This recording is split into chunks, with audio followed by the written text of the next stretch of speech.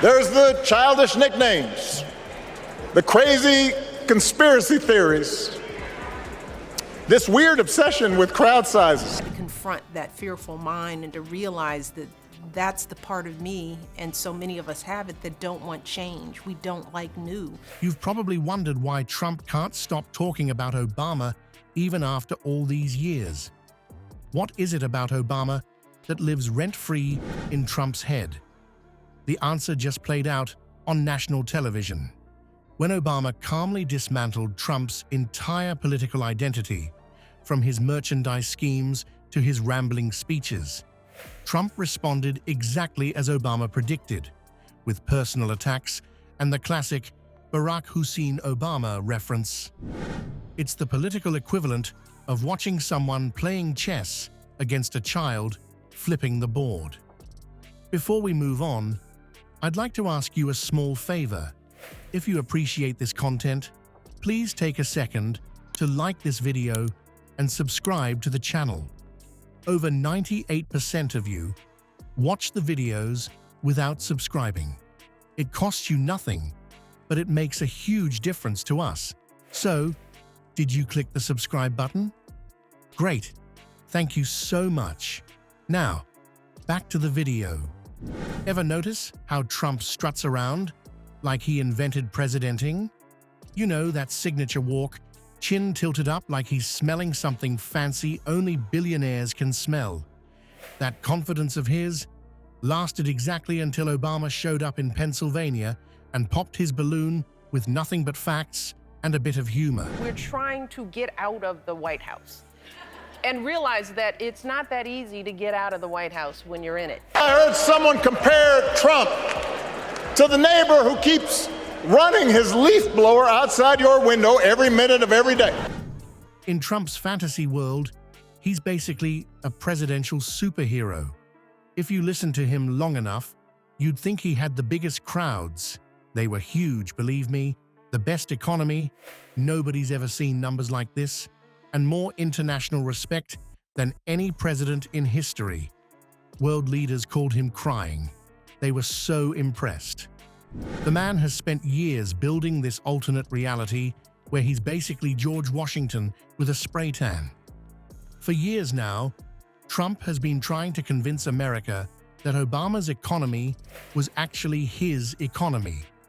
Classic Trump move, taking credit for 75 straight months of job growth that started long before he even rode down that golden escalator.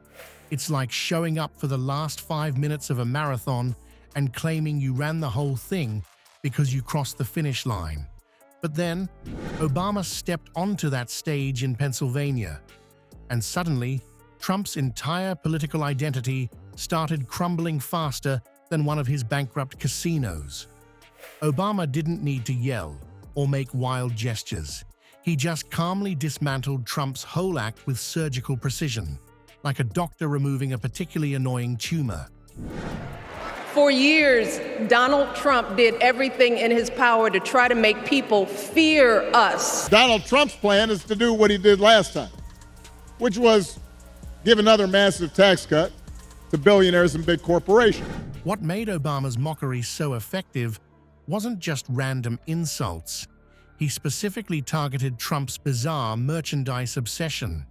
I mean, who else tries to sell $399 gold sneakers while running for president, or hawk 100,000 Trump watches? My personal favorite has to be the $59.99 God Bless the USA Bible with Trump's name printed right next to Matthew and Luke. Because nothing says, "I'm a humble servant of the people," like slapping your brand on scripture. The crowd absolutely lost it when Obama compared Trump's endless speeches to Fidel Castro's marathons. "It's just word salad, just on and on," Obama quipped, while Trump supporters across America were probably checking their watches during yet another 2-hour rally where their fearless leader rambled about windmills causing cancer and toilets that need to be flushed 15 times. Obama delivered his most devastating blow when he pointed out the obvious. Trump couldn't even protect himself from COVID. So how in the world could he protect America? Secure the right to health insurance for another 20 million of our fellow citizens. The reason some people think, well, I don't know, I remember that economy when he first came in being pretty good. Yeah, it was pretty good, because it was my economy. It was like watching someone pop a balloon with a precision dart. Simple, effective, and impossible to defend against. And Trump's response? Predictable as a bad sitcom. He immediately reverted to emphasizing the Barack Hussein Obama attack like it's still 2008, and that's supposed to scare people. It just proved Obama's point. Trump has nothing substantive to offer beyond middle school nickname tactics.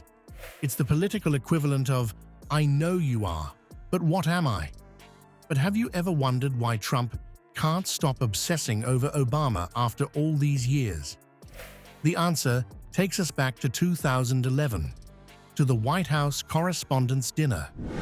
While Obama delivered perfectly timed jokes about Trump's conspiracy theories, cameras caught Trump sitting stone-faced in the audience, humiliation radiating from him like heat from asphalt in August. I think the government, as an expression of our democracy, needs to be aware of what's going on.